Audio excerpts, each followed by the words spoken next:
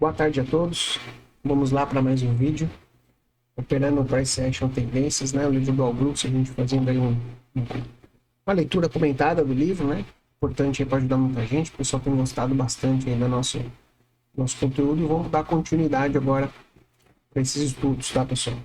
Então vamos lá. Só não vou mostrar o livro novo para vocês porque acabou, já vendeu tudo, então deve estar chegando mais aí.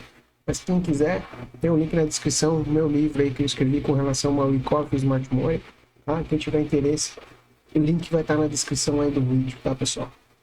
E dando sequência aqui, então a gente ainda está falando de barras de sinal, né? De alguns tipos de barras de sinal e interpretando essas barras de sinais no gráfico, né? Então, vamos mudar aqui para nossa tela, nossa telinha de apresentação. Do lado esquerdo, pessoal, dá um recadinho ali. Tem um QR Code ali para quem quiser apoiar o canal. Do lado direito, um QR Code do meu WhatsApp particular ali para quem tiver interesse em fazer parte da nossa mentoria de Smart Money, né, e de Wyckoff. Tá? E os links na descrição, tem link do Telegram, WhatsApp, tem todos os links aí que vocês acharem necessário, tá, pessoal? Qualquer coisa, manda mensagem para mim se precisar de alguma coisa aí com relação ao conteúdo do canal. Então vamos dar continuidade. Então nesse gráfico agora, pessoal, o que a gente vai interpretar, continuar interpretando essas barras, né, esses sinais, esses gráficos, né? Então vamos continuar lendo esses outros tipos de barras. Depois a gente vai ter outside bars, canais, linhas de tendência. E tem muito conteúdo aí, pessoal. Deve ter mais de 20, 30 vídeos ainda para fazer de conteúdo para vocês. Então agora, a partir já melhorei um pouco, estava meio gripado esses dias, já melhorei. Estou com uma programação de fazer 3 vídeos por semana do Al Brooks para a gente dar uma acelerada. Quero pegar o mês de setembro agora, fazer pelo menos uns 15, 20 vídeos no mês de setembro, para acelerar bem esse conteúdo, tá? Para a gente acelerar, tentar terminar o livro até outubro, tá? Que é um livro bem denso aí. Terminar o livro esse ano e já dar início no segundo livro do Al Brooks, tá? No final desse ano e tentar terminar ali no começo do ano que vem, até abril, maio do ano que vem, porque são livros aí que vão gerar aí 40, 50 vídeos cada livro de resumo, tá? Então vamos dando sequência aí sem enrolar muito para a gente não tomar muito tempo, né? Vamos pegar aqui nosso rabiscador, ajustar o tamanho aqui e vamos lá. Então, olhando aqui nesse gráfico, né, o que ele diz pra gente aqui? Que a barra 8, né? Eu vou até mudar o meu rabiscador aqui, vou pegar o meu padrão, porque esse aqui eu uso em live. Tá? Deixa eu pegar o point fix que eu prefiro para fazer esse tipo de aula, tá? Point fix eu tenho aqui uma setinha, tá? Acho melhor. Então a barra 8, né, que ele tá falando a barra 8, é essa barra aqui, a barra 8, tá? Foi uma quebra abaixo de uma barra de reversão de alta. Então a barra 7 foi uma tentativa de fazer uma reversão de alta. E a barra 8 foi uma barra que quebrou abaixo dessa barra que tentou fazer a reversão de alta, né? Uma reversão fracassada, como ele diz aqui. E uma forte tendência de baixa. Então numa forte tendência de baixa, eu tenho uma barra 7 que tentou reverter e a barra 8 que frustrou essa tentativa de reversão, né?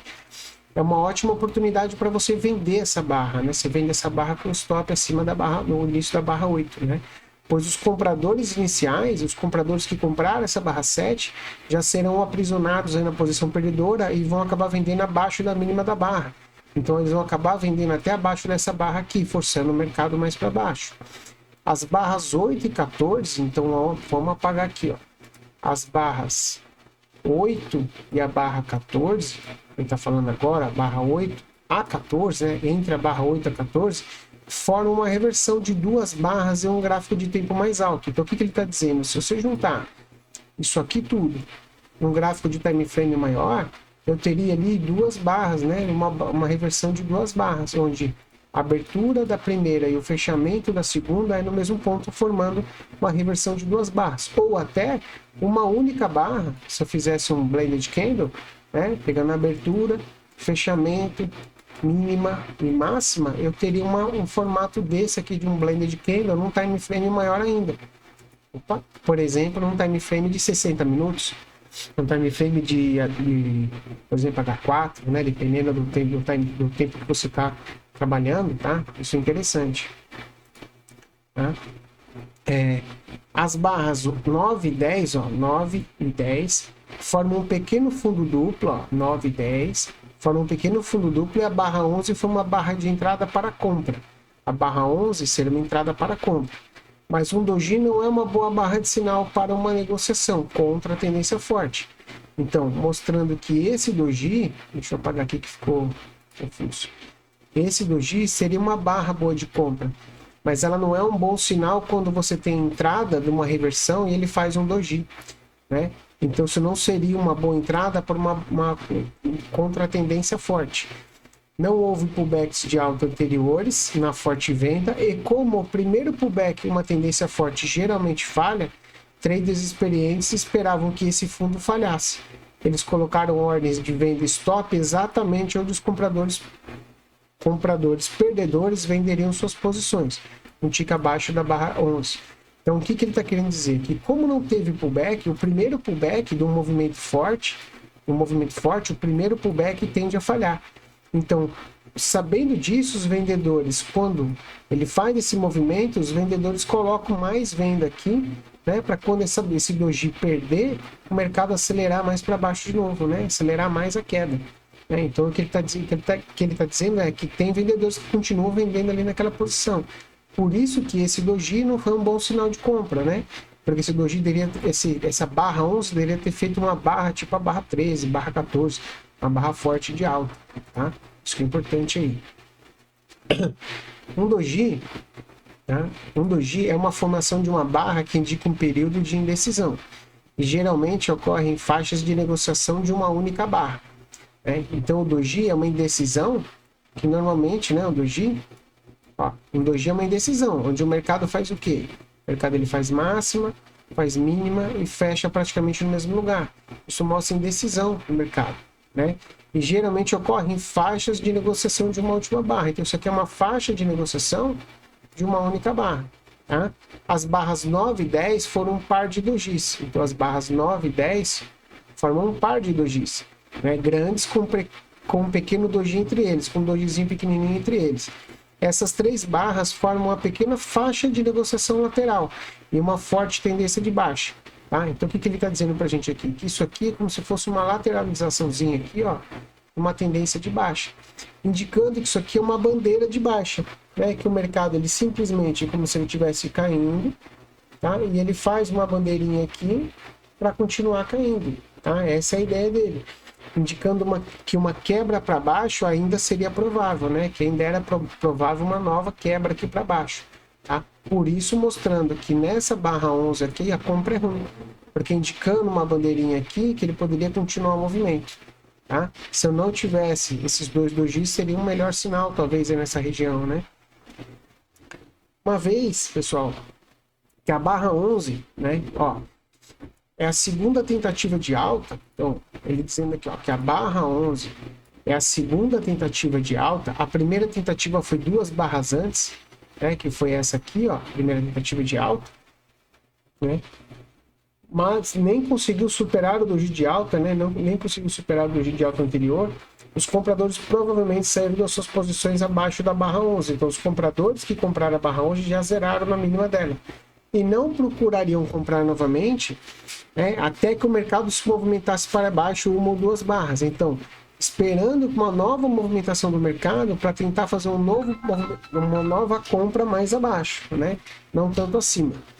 À medida que esses compradores vendiam suas posições, a pressão de venda aumenta junto com a pressão de venda dos traders experientes que já estavam vendidos, esperando que esse fundo fraco aqui falhasse, né? Portanto, venderiam descoberta abaixo do barra 11. Então, tanto os compradores que compraram aqui vendendo, mais os vendedores que continuavam vendendo, força esse movimento para baixo, né? Os únicos traders dispostos a comprar acabaram comprando e perdendo, o que tornou o mercado momentaneamente unilateral e destinado a cair, sempre vendido.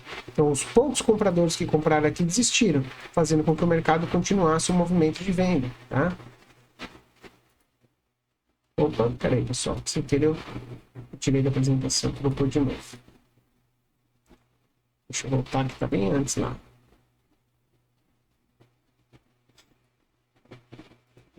Só um segundo, o DS que ele tirou da apresentação.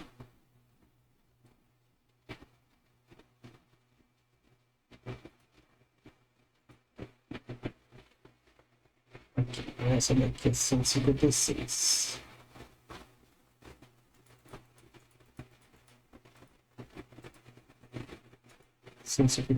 Aqui.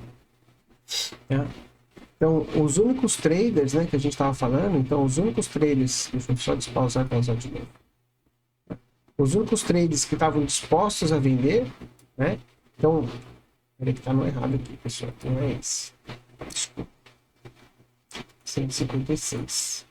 Agora sim. Os únicos traders que estavam dispostos a comprar aqui existiram. Isso fez o mercado jogar para baixo, né? Fez o mercado ir mais para baixo ainda do que deveria, né? Vamos agora no próximo, pessoal. Agora sim. Né? Continuando ali, né? Esse aqui é o que a gente parou. O próximo. Então, a barra 1, então vamos lá, nesse novo gráfico, né? Então, vamos entender o que está acontecendo nesse novo gráfico. A barra 1 foi uma configuração de compra de reversão de duas barras. Ó. Então, a barra 1 foi essa barra aqui. Foi uma configuração de compra de reversão de duas barras, após romper a mínima da abertura. E foi uma mínima mais alta em comparação à mínima de ontem. Então, ele está dizendo que eu tive uma mínima ontem, e o mercado abriu nesse pontilhadinho aqui, ó, esse pontilhadinho é abertura, ó. Isso aqui é abertura. O mercado abriu, tinha a mínima da abertura, onde ele falha na mínima, que ele perde a mínima e devolve nessa barra 1, e essa barra 1 faz um fundo maior do que o fundo do dia anterior. Então isso aqui é uma reversão de duas barras, entre a barra anterior e a barra 1, né? Falando para mim que o mercado ele pode romper, fazendo um movimento de alta aqui. A pequena barra de reversão antes da barra 2, né? Então, deixa eu apagar aqui, ó. A pequena barra de reversão, que é esse dojizinho preto aqui, antes da barra 2, testou a média móvel, tá? E foi uma tentativa de fazer a reversão de duas barras falhar. Então, foi uma tentativa de fazer com que essa reversão aqui de duas barras falhasse. Se ela joga para baixo, essa reversão falha. Ela falhou e se tornou apenas um recuo. Então, essa reversão falhou em falhar a reversão anterior. Eu sei que é complicado, mas acabou se tornando apenas um recuo. Após uma quebra acima da barra 1, quando o mercado está tentando subir, é bom comprar acima dos recuos. Então, quando ela faz esse recuo, se eu for comprar aqui acima desse movimento, eu posso trabalhar com stop aqui no fundo da barra 2. Né? Então, essa barra 2 acaba sendo um bom movimento de compra quando eu faço esse recuo, essa tentativa de falhar, e o mercado não consegue falhar esse movimento. Ele falha em falhar o movimento, é isso mesmo, tá? A barra 3 foi uma barra de baixa interna, ó. Então a barra 3, uma baixa de baixa interna, após uma tentativa de romper acima de uma linha de canal de alta, entre uma linha de canal de alta e a máxima de ontem. Então, eu tenho a máxima do dia anterior, eu tenho uma linha de canal de alta, por mais que pareça um canalzinho pequeno, ele trabalha dessa forma, ele tem uma linhazinha de canal. A tentativa de romper essa linha de canal, que também é uma espécie de uma cunhazinha aqui, a gente sabe que ele adora essa questão de cunha, né, pessoal? Então também tem uma cunha ali. A tentativa de romper falhou, né, com a barra de baixa interna. Isso configurou uma posição vendida, né? Porque se o mercado negociasse abaixo da mínima dessa barra, os traders pensariam o quê? Que esse rompimento falhou. Então, pensando que esse rompimento falhou, poderia vender e ter um recuo. Então, pode-se abrir uma posição vendida. Lembrando que ele trabalha muito com scalp, tá, pessoal? Movimentos curtos, operações curtas. Né? Deixa eu dar um olhinho de água aqui.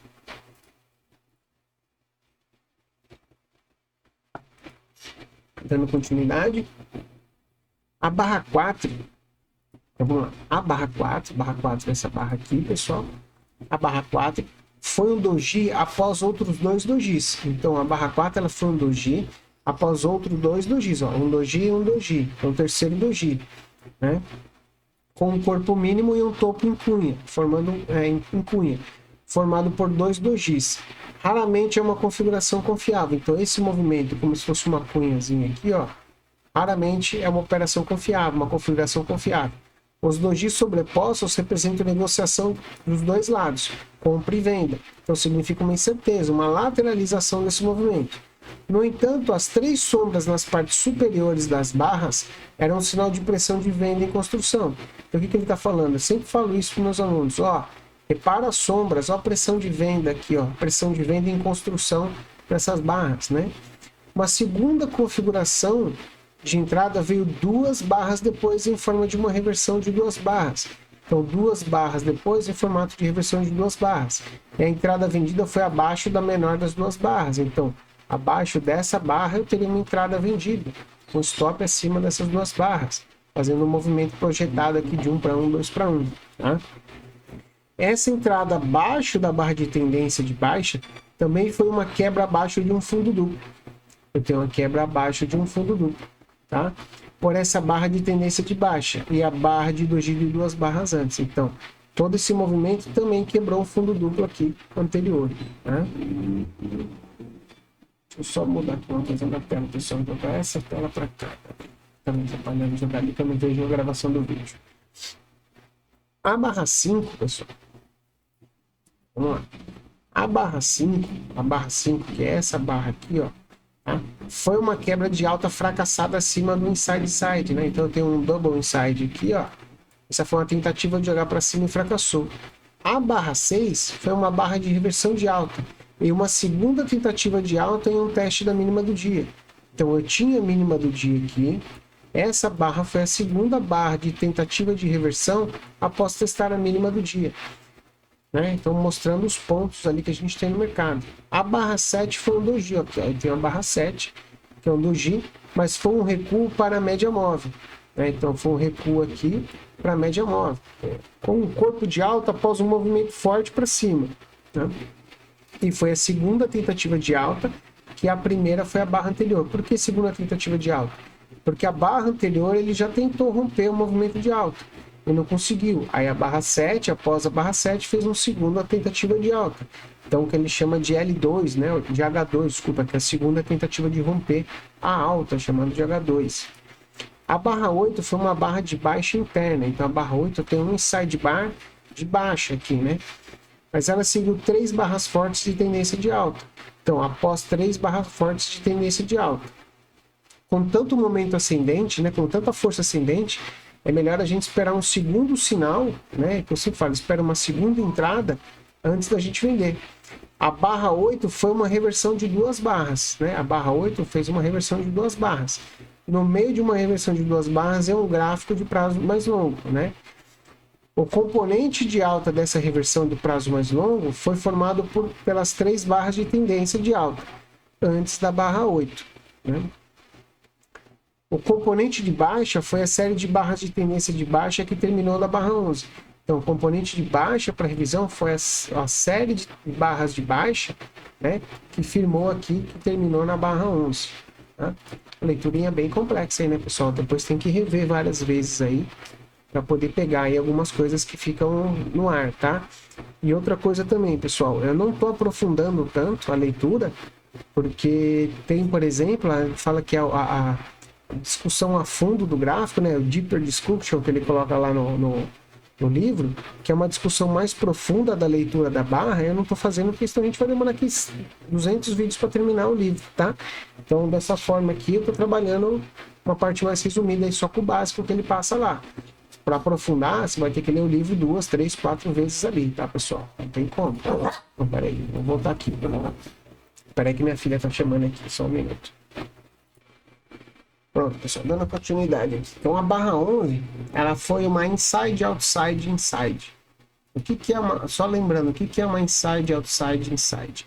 É quando eu tenho uma barra interna, tem uma barra grande, eu tenho uma barra interna, uma barra externa dessa interna e uma outra interna. Tem uma interna, externa, interna. Tá? Só lembrando aí como que é um outside, inside, tá? E uma configuração de entrada longa de compra na segunda tentativa após a quebra abaixo da mínima da barra 7. Então, a mínima da barra 7, eu tenho uma primeira tentativa, que é o outside, e a segunda tentativa após o inside aqui da barra, né, rompendo a máxima dessa barra aqui, uma segunda tentativa de alta. Em dias de faixa de negociação, o mercado frequentemente reverte as quebras, acima e abaixo dos pontos de virada anteriores. Então, num dia de lateralização, que ele está dizendo numa faixa de negociação, normalmente, sempre que eu tenho uma quebra, o mercado tende a falhar essa quebra. Sempre que eu tenho uma quebra, o mercado tende a falhar essa quebra. Então, é isso que ele está dizendo para a gente, ó. Tentativa de perder a mínima, tentativa de romper a máxima, tentativa de perder até essa mínima aqui, ó.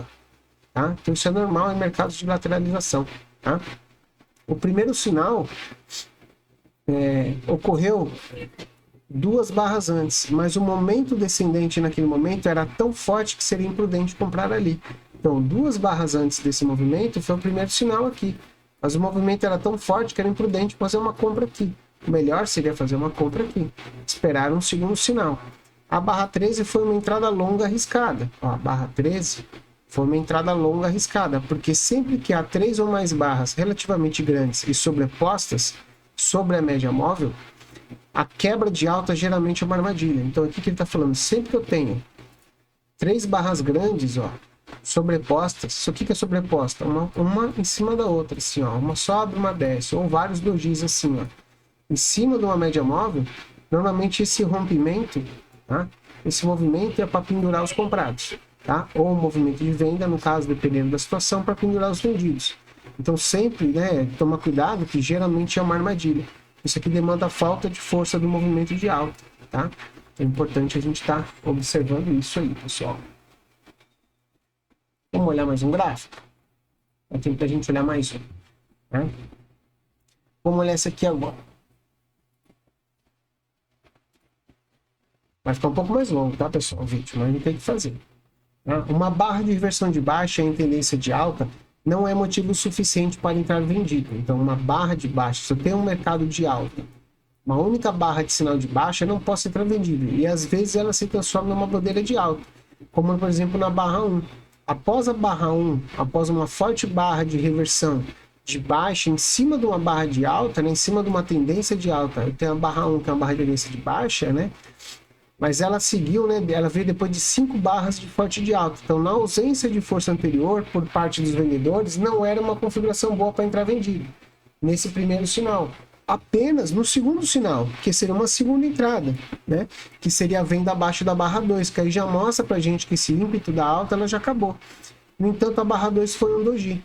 E havia 4 barras amplamente sobrepostas em uma tendência de alta forte. Então, essa barra sobreposta também demonstra uma fraqueza também no movimento de baixa. Mostra uma indecisão e uma lateralização do mercado. Em vez de vender, era melhor esperar um recuo para comprar, porque esse movimento forte mostrou que aqui era mais uma exaustão de compra do que uma força de venda. Espera-se um recuo para comprar. Então, esperando o recuo para comprar, a reversão de 2 barras na média móvel, 4 barras depois, foi uma boa configuração. Então, a reversão de 2 barras na média móvel após 4 barras de correção, tá? Então eu teria uma reversãozinha, eu poderia estar comprando aqui nesse movimento com stop abaixo aqui, essas 2 barras, tá? Então seria uma possibilidade.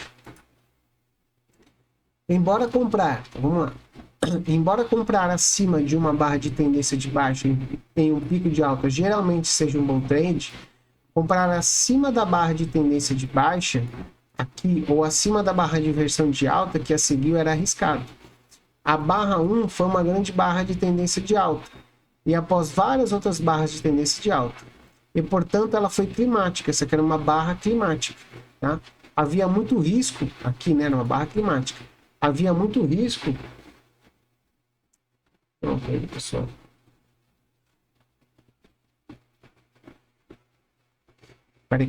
Havia muito risco de uma correção lateral para baixo, após um clímax de compra. Se você observar as máximas das barras,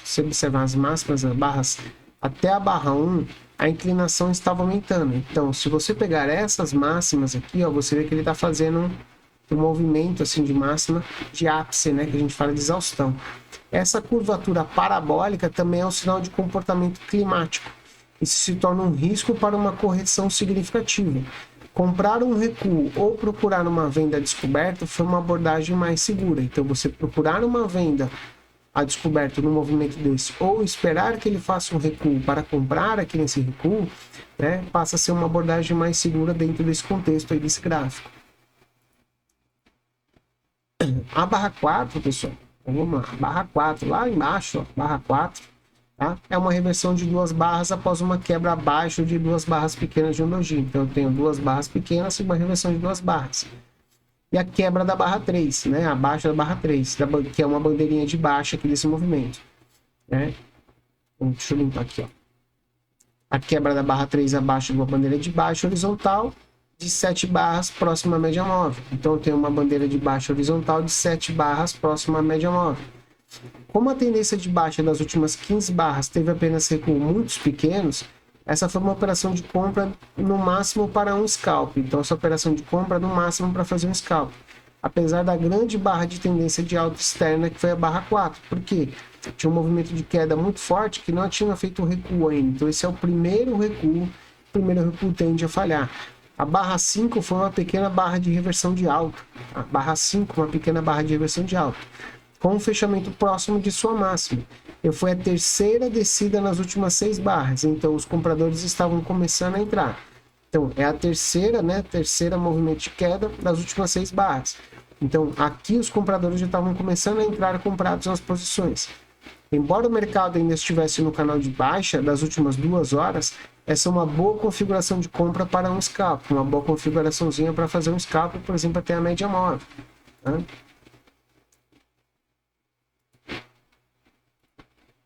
Mais um. Para a gente finalizar o dia de hoje. A barra 6 foi uma grande barra de tendência de baixa. Então a barra 6 foi uma grande barra de tendência de baixa, com uma grande sombra inferior e um fechamento acima do ponto médio da barra. Tá? O que pode ser suficiente para mostrar força dos compradores e reverter o mercado, mostrando que em algum momento aqui dessa barra, ela era uma barra fechada de baixa. E os compradores devolveram e conseguiram deixar uma sombra inferior ali, até bem proeminente desse movimento. Tá? Que é importante para a gente entender isso. Especialmente após um colapso final da tendência de baixa. Então eu tinha aqui, se eu botar até uma linha aqui, ó, tá? Que seria uma linha de retorno, é um rompimento da linha de retorno, que é sempre um movimento exaustivo.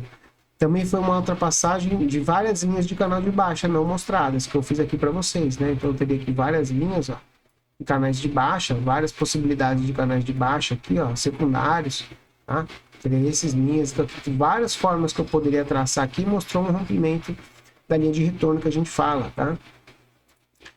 Com 4 barras de tendência de baixa grandes seguidas e apenas uma segunda entrada longa pode ser considerada, o que ocorreu na barra 7 externa. Então eu teria que esperar uma segunda entrada. Essa primeira entrada não é válida, agora essa entrada aqui é válida, porque é uma segunda entrada. A mínima da barra 7, a segunda entrada, pessoal, porque eu tenho várias barras de queda forte aqui. Então ficar tentando acertar onde o mercado vira, é melhor esperar ele bater, ver que a pressão vendedora secou e depois no próximo movimento você entra, tá? A mínima da barra 7 foi uma mínima um pouco mais alta que o início da segunda perna de alta. É aceitável comprar acima da barra 6, mas é melhor comprar acima de uma barra de alta. Como a barra após a barra 6, e é melhor comprar em um segundo sinal. Então, é melhor comprar após uma barra de alta, como por exemplo acima dessa barra 6, que seria no segundo sinal aqui na barra 7. A barra 7 foi esse segundo sinal. E você poderia comprar assim que ela ultrapassasse a máxima da barra branca aqui, dessa barra depois da barra 6. Tá? Porque ela superou a máxima daquela forte barra de alta e seguiu a barra 6, ou acima da própria barra 7. Então poderia comprar a qualquer momento desse movimento. Certo, pessoal? Então, uma leiturazinha do contexto de hoje para vocês. Fiquem preparados aí, a partir da semana que vem, vamos começar a fazer uma maratona de All Brooks aí para a gente terminar. Se eu conseguir gravar, eu vou gravar no mínimo 3 vídeos por semana. Se eu conseguir gravar mais de 3 vídeos, eu vou postar para vocês quantos eu conseguir gravar, para a gente terminar o máximo possível, tá? São mais de 500 slides aí que eu tenho feitos aqui. A gente está próximo do slide 200, 170 slides mais ou menos. Então tem mais aí pela frente, pelo menos mais uns 30 vídeos aí para gravar, tá? Pelo menos, tá, pessoal? Então vamos dar sequência, vamos dar um gás aí para a gente terminar nos próximos meses, nas próximas semanas. O quanto antes a gente terminar é bom para todo mundo. Bom para mim, que não gosta de deixar trabalho incompleto, e bom para vocês aí para terminar os estudos. Ok? Um abraço a todos aí, pessoal. Bons estudos. Não esqueça de deixar o like, tá? Compartilha com os amigos e até a próxima. Valeu!